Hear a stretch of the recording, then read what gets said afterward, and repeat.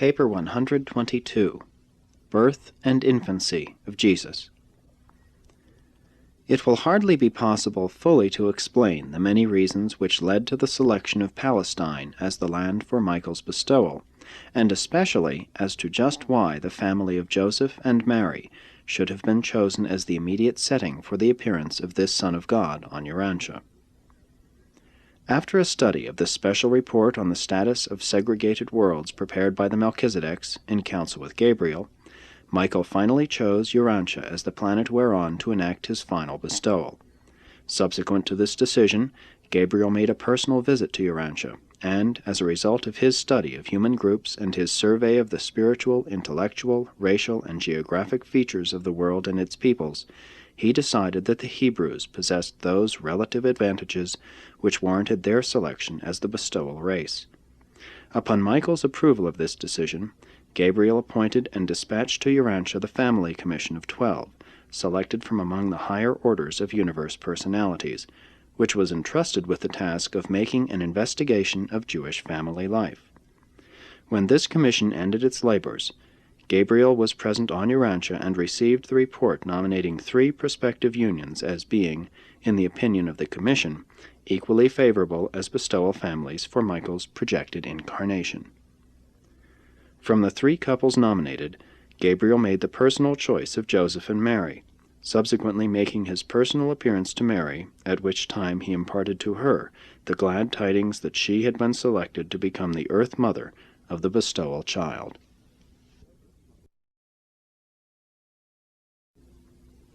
(1) Joseph and Mary. Joseph, the human father of Jesus, Joshua ben Joseph, was a Hebrew of the Hebrews, albeit he carried many non-Jewish racial strains which had been added to his ancestral tree from time to time by the female lines of his progenitors. The ancestry of the father of Jesus went back to the days of Abraham, and through this venerable patriarch to the earlier lines of inheritance leading to the Sumerians and Nodites, and, through the southern tribes of the ancient Blue Man, to Andon and Phonta. David and Solomon were not in the direct line of Joseph's ancestry. Neither did Joseph's lineage go directly back to Adam. Joseph's immediate ancestors were mechanics, builders, carpenters, masons, and smiths. Joseph himself was a carpenter and later a contractor. His family belonged to a long and illustrious line of the nobility of the common people, accentuated ever and anon by the appearance of unusual individuals who had distinguished themselves in connection with the evolution of religion on Urantia. Mary, the earth mother of Jesus, was a descendant of a long line of unique ancestors embracing many of the most remarkable women in the racial history of Urantia. Although Mary was an average woman of her day and generation, possessing a fairly normal temperament, she reckoned among her ancestors such well-known women as Anon, Tamar, Ruth, Bathsheba, Ansi, Chloe, Eve, Enta, and Rata. No Jewish woman of that day had a more illustrious lineage of common progenitors, or one extending back to more auspicious beginnings. Mary's ancestry, like Joseph's, was characterized by the predominance of strong but average individuals, relieved now and then by numerous outstanding personalities in the march of civilization and the progressive evolution of religion. Racially considered, it is hardly proper to regard Mary as a Jewess. In culture and belief she was a Jew, but in hereditary endowment she was more a composite of Syrian, Hittite, Phoenician, Greek, and Egyptian stocks, her racial inheritance being more general than that of Joseph. Of all couples living in Palestine at about the time of Michael's projected bestowal, Joseph and Mary possessed the most ideal combination of widespread racial connections and superior average of personality endowments. It was the plan of Michael to appear on earth as an average man, that the common people might understand him and receive him. Wherefore Gabriel selected just such persons as Joseph and Mary to become the bestowal parents.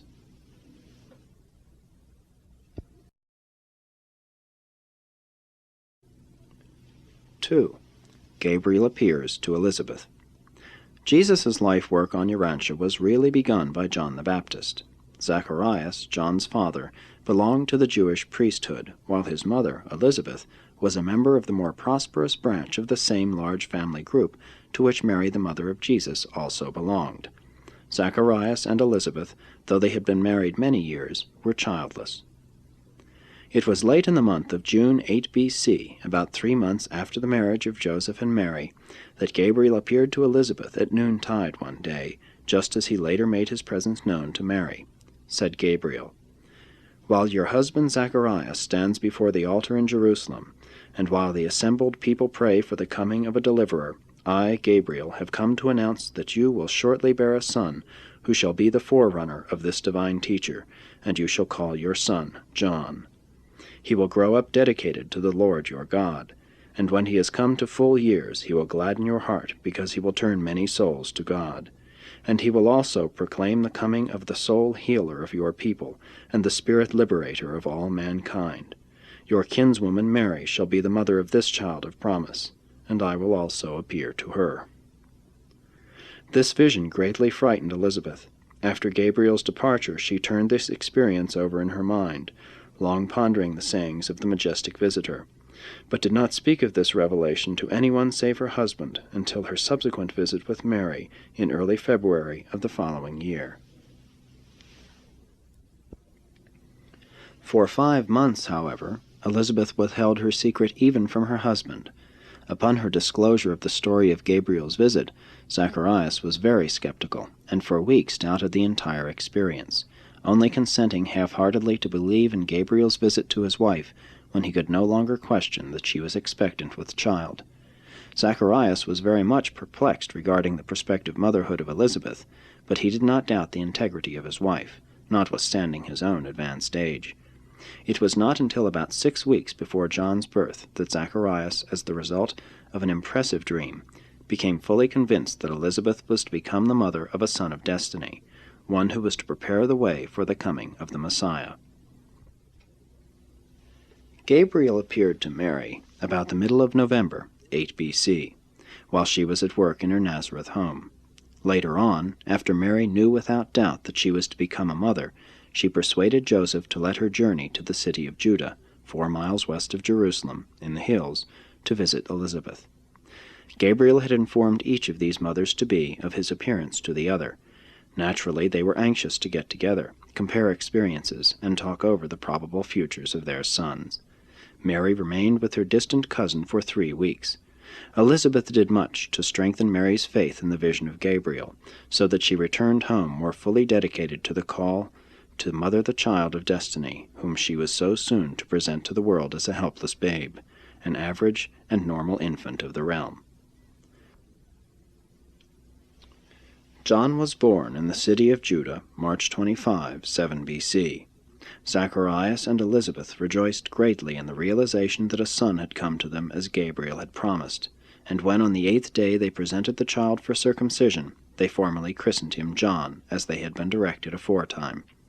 Already had a nephew of Zacharias departed for Nazareth, carrying the message of Elizabeth to Mary, proclaiming that a son had been born to her, and that his name was to be John. From his earliest infancy, John was judiciously impressed by his parents with the idea that he was to grow up to become a spiritual leader and religious teacher, and the soil of John's heart was ever responsive to the sowing of such suggestive seeds. Even as a child, he was found frequently at the temple during the seasons of his father's service, and he was tremendously impressed with the significance of all that he saw.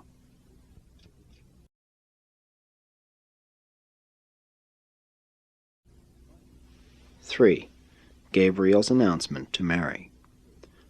One evening about sundown, before Joseph had returned home, Gabriel appeared to Mary by the side of a low stone table, and, after she had recovered her composure, said, "I come at the bidding of one who is my master, and whom you shall love and nurture. To you, Mary, I bring glad tidings when I announce that the conception within you is ordained by heaven, and that in due time you will become the mother of a son. You shall call him Joshua, and he shall inaugurate the kingdom of heaven on earth and among men. Speak not of this matter save to Joseph and to Elizabeth your kinswoman, to whom I have also appeared, and who shall presently also bear a son, whose name shall be John, and who will prepare the way for the message of deliverance which your son shall proclaim to men with great power and deep conviction. And doubt not my word, Mary, for this home has been chosen as the mortal habitat of the child of destiny. My benediction rests upon you, the power of the Most Highs will strengthen you, and the Lord of all the earth shall overshadow you." Mary pondered this visitation secretly in her heart for many weeks, until of a certainty she knew she was with child, before she dared to disclose these unusual events to her husband. When Joseph heard about all this, although he had a great confidence in Mary, he was much troubled and could not sleep for many nights. At first Joseph had doubts about the Gabriel visitation. Then, when he became well nigh persuaded that Mary had really heard the voice, and beheld the form of the divine messenger, he was torn in mind as he pondered how such things could be. How could the offspring of human beings be a child of destiny?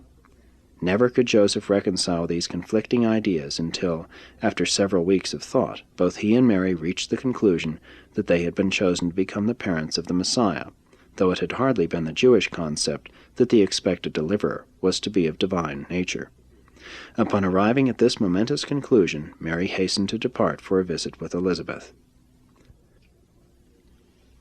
Upon her return, Mary went to visit her parents, Joachim and Hannah.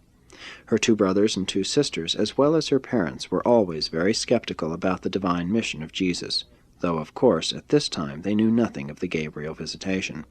But Mary did confide to her sister Salome that she thought her son was destined to become a great teacher. Gabriel's announcement to Mary was made the day following the conception of Jesus, and was the only event of supernatural occurrence connected with her entire experience of carrying and bearing the child of promise.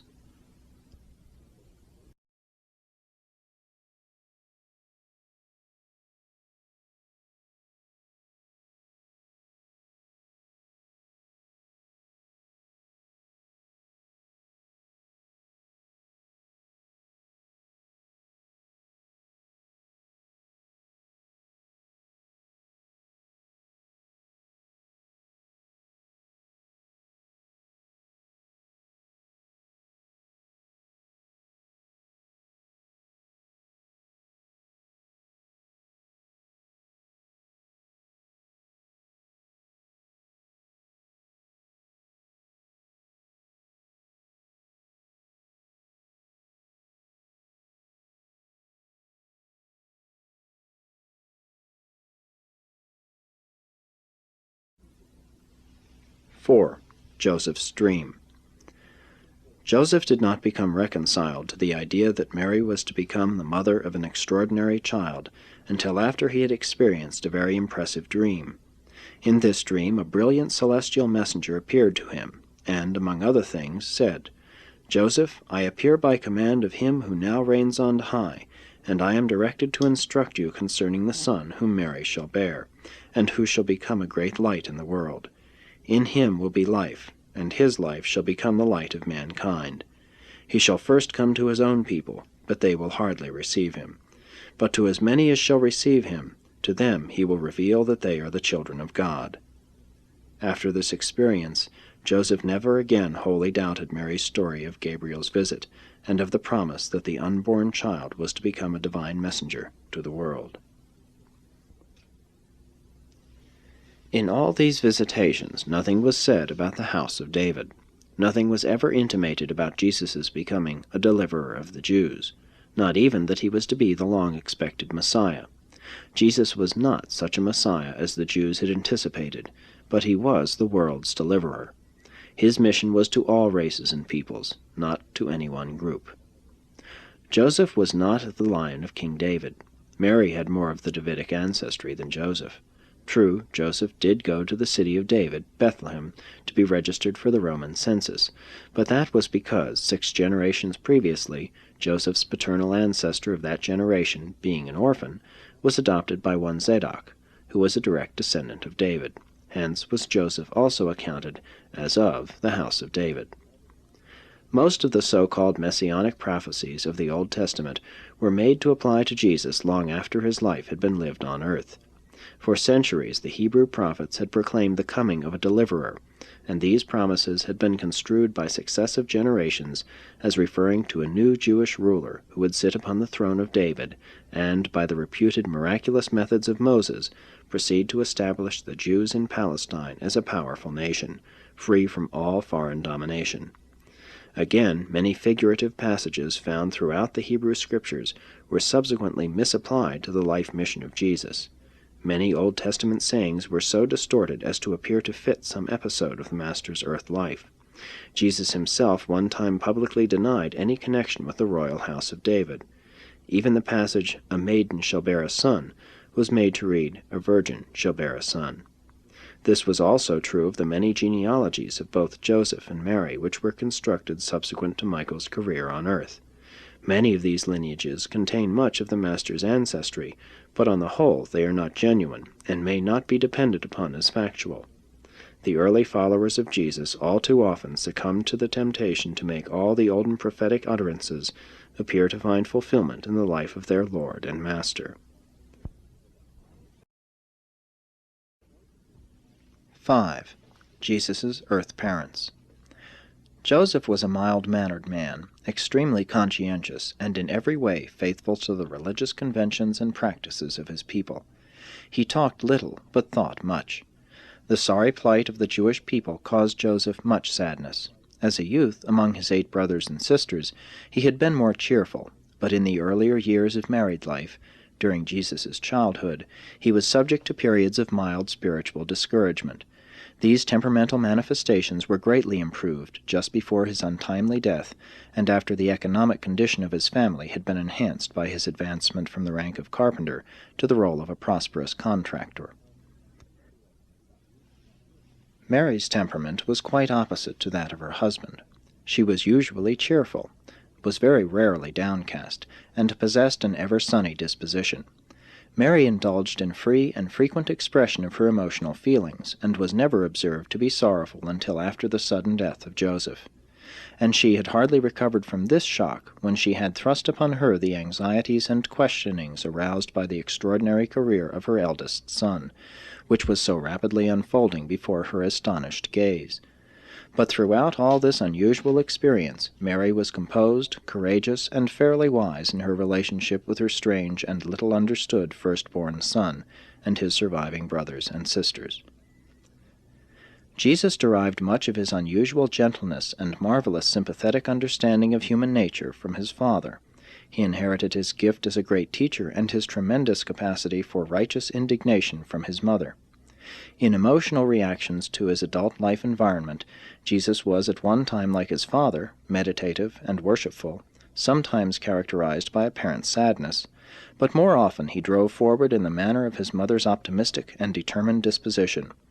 All in all, Mary's temperament tended to dominate the career of the divine Son as he grew up and swung into the momentous strides of his adult life. In some particulars, Jesus was a blending of his parents' traits. In other respects, he exhibited the traits of one in contrast with those of the other. From Joseph, Jesus secured his strict training in the usages of the Jewish ceremonials and his unusual acquaintance with the Hebrew Scriptures. From Mary he derived a broader viewpoint of religious life and a more liberal concept of personal spiritual freedom.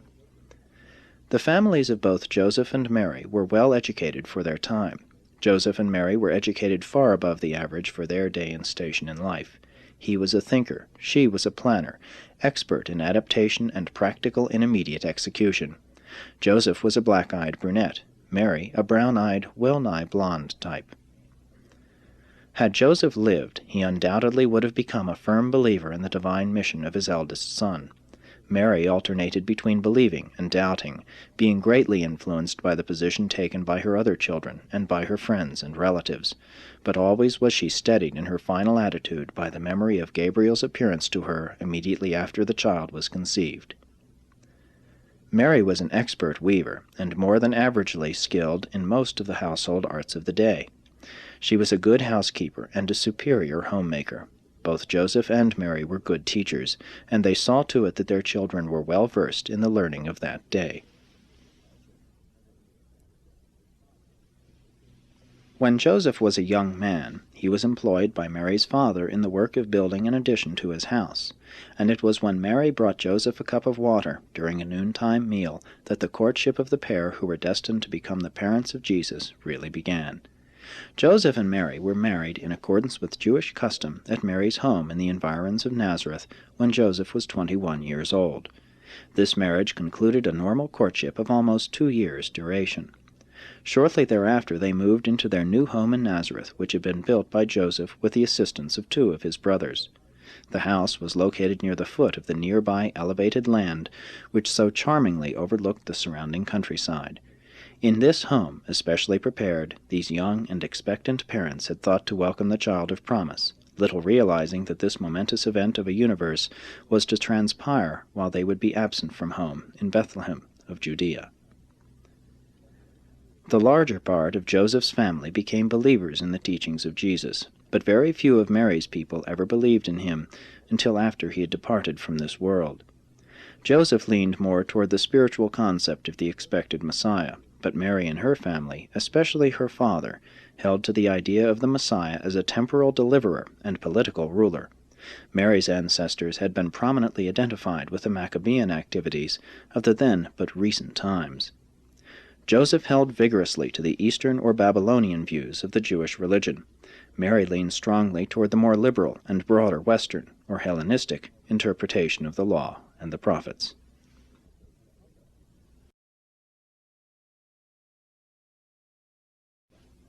(6) The home at Nazareth. The home of Jesus was not far from the high hill in the northerly part of Nazareth, some distance from the village spring, which was in the eastern section of the town. Jesus' family dwelt in the outskirts of the city, and this made it all the easier for him subsequently to enjoy frequent strolls in the country, and to make trips up to the top of this nearby highland, the highest of all the hills of southern Galilee, save the Mount Tabor range to the east, and the hill of Nain, which was about the same height. Their home was located a little to the south and east of the southern promontory of this hill, and about midway between the base of this elevation and the road leading out of Nazareth toward Cana. Aside from climbing the hill, Jesus' favorite stroll was to follow a narrow trail winding about the base of the hill in a northeasterly direction to a point where it joined the road to Sepphoris. The home of Joseph and Mary was a one-room stone structure with a flat roof, and an adjoining building for housing the animals.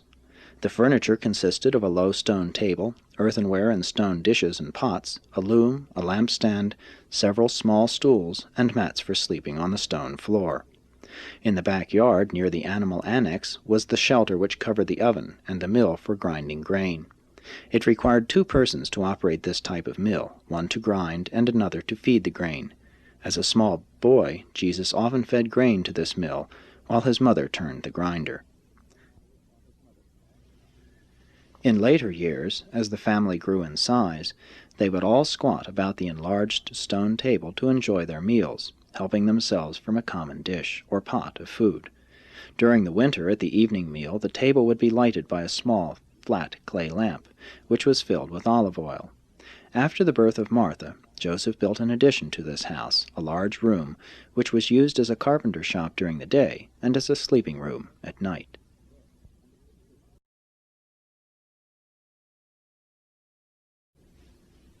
(7) The trip to Bethlehem. In the month of March, 8 B.C., the month Joseph and Mary were married, Caesar Augustus decreed that all inhabitants of the Roman Empire should be numbered, that a census should be made which could be used for effecting better taxation. The Jews had always been greatly prejudiced against any attempt to number the people, and this, in connection with the serious domestic difficulties of Herod, king of Judea, had conspired to cause the postponement of the taking of this census in the Jewish kingdom for 1 year. Throughout all the Roman Empire this census was registered in the year 8 B.C., except in the Palestinian kingdom of Herod, where it was taken in 7 B.C., 1 year later.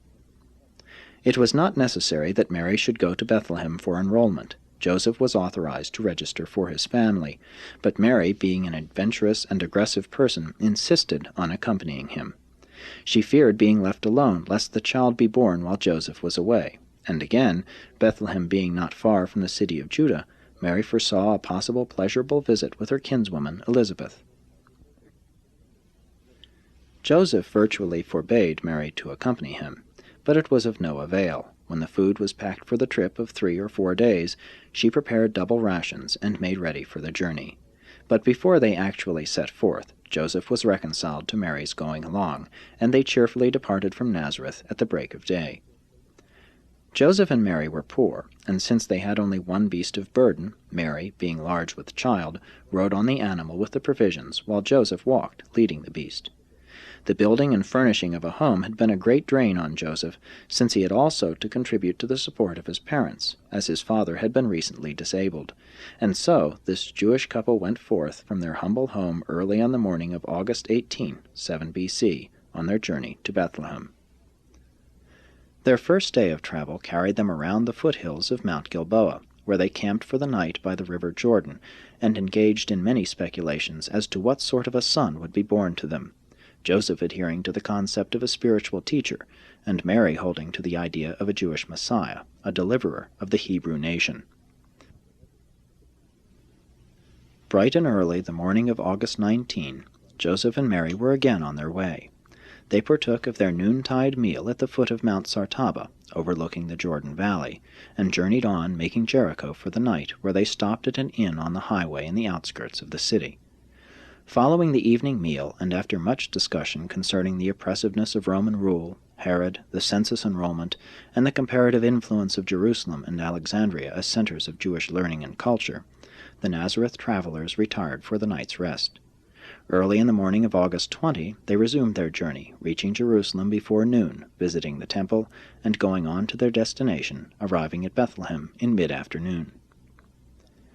The inn was overcrowded, and Joseph accordingly sought lodgings with distant relatives, but every room in Bethlehem was filled to overflowing.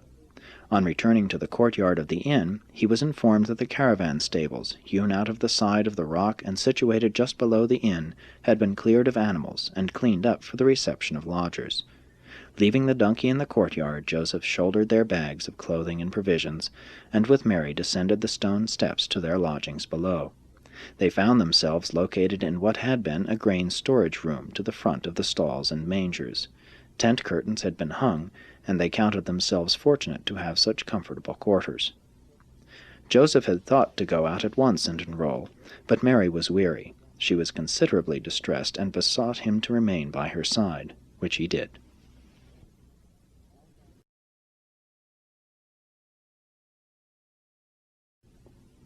The birth of Jesus. All that night Mary was restless, so that neither of them slept much. By the break of day the pangs of childbirth were well in evidence, and at noon, August 21, 7 B.C., with the help and kind ministrations of women fellow-travelers, Mary was delivered of a male child. Jesus of Nazareth was born into the world, was wrapped in the clothes which Mary had brought along for just such a possible contingency, and laid in a nearby manger.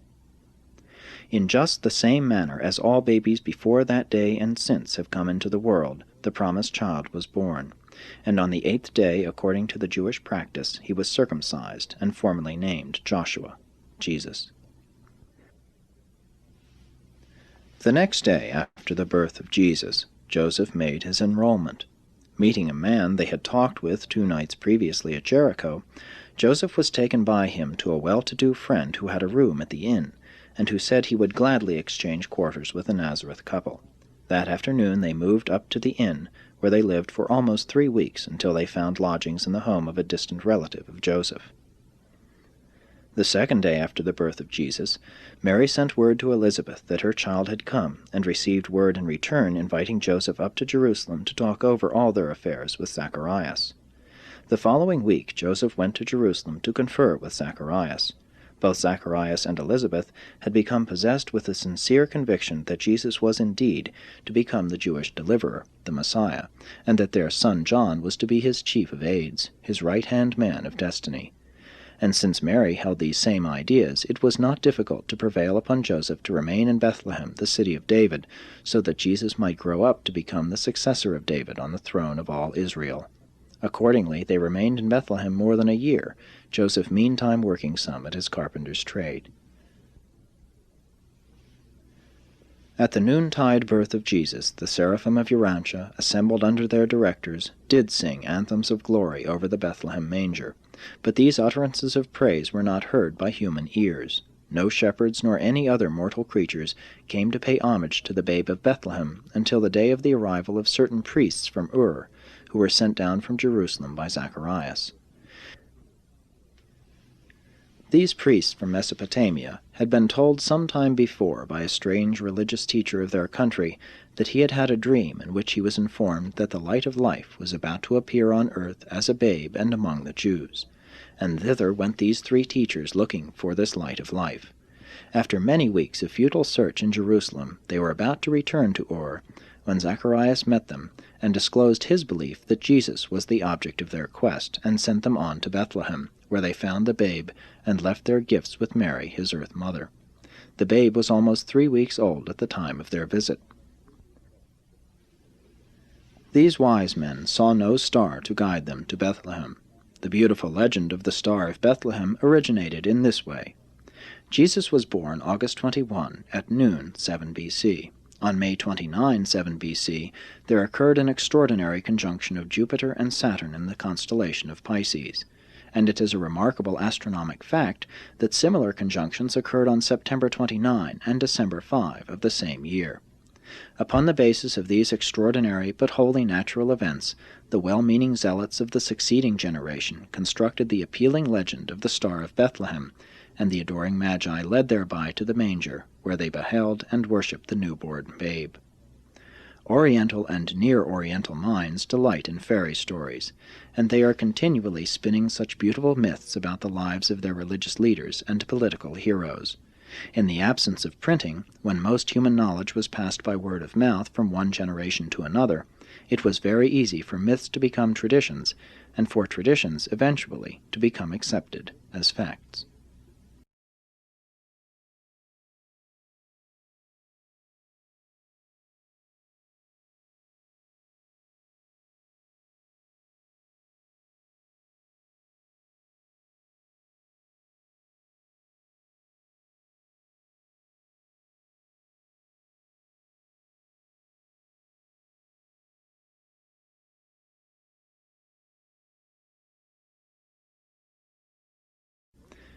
(9) The presentation in the temple. Moses had taught the Jews that every firstborn son belonged to the Lord, and that, in lieu of his sacrifice, as was the custom among the heathen nations, such a son might live provided his parents would redeem him by the payment of 5 shekels to any authorized priest. There was also a Mosaic ordinance which directed that a mother, after the passing of a certain period of time, should present herself, or have someone make the proper sacrifice for her, at the temple for purification. It was customary to perform both of these ceremonies at the same time. Accordingly, Joseph and Mary went to the temple at Jerusalem in person to present Jesus to the priests and effect his redemption, and also to make the proper sacrifice to ensure Mary's ceremonial purification from the alleged uncleanness of childbirth. There lingered constantly about the courts of the temple 2 remarkable characters, Simeon a singer and Anna a poetess. Simeon was a Judean, but Anna was a Galilean. This couple were frequently in each other's company, and both were intimates of the priest Zacharias, who had confided the secret of John and Jesus to them. Both Simeon and Anna longed for the coming of the Messiah, and their confidence in Zacharias led them to believe that Jesus was the expected deliverer of the Jewish people. Zacharias knew the day that Joseph and Mary were expected to appear at the temple with Jesus, and he had prearranged with Simeon and Anna to indicate, by the salute of his upraised hand, which one in the procession of firstborn children was Jesus. For this occasion Anna had written a poem which Simeon proceeded to sing, much to the astonishment of Joseph, Mary, and all who were assembled in the temple courts, and this was their hymn of the redemption of the firstborn son. Blessed be the Lord, the God of Israel, for he has visited us and wrought redemption for his people. He has raised up a horn of salvation for all of us in the house of his servant David, even as he spoke by the mouth of his holy prophets, salvation from our enemies and from the hand of all who hate us, to show mercy to our fathers and remember his holy covenant, the oath which he swore to Abraham our father, to grant us that we, being delivered out of the hand of our enemies, should serve him without fear, in holiness and righteousness before him all our days. Yes, and you, child of promise, shall be called the prophet of the Most High, for you shall go before the face of the Lord to establish his kingdom, to give knowledge of salvation to his people in the remission of their sins. Rejoice in the tender mercy of our God, because the dayspring from on high has now visited us, to shine upon those who sit in darkness and shadow of death, to guide our feet into ways of peace. And now let your servant depart in peace, O Lord, according to your word, for my eyes have seen your salvation, which you have prepared before the face of all peoples, a light for even the unveiling of the Gentiles, and the glory of your people Israel." On the way back to Bethlehem, Joseph and Mary were silent, confused, and overawed. Mary was much disturbed by the farewell salutation of Anna, the aged poetess, and Joseph was not in harmony with this premature effort to make Jesus out to be the expected Messiah of the Jewish people.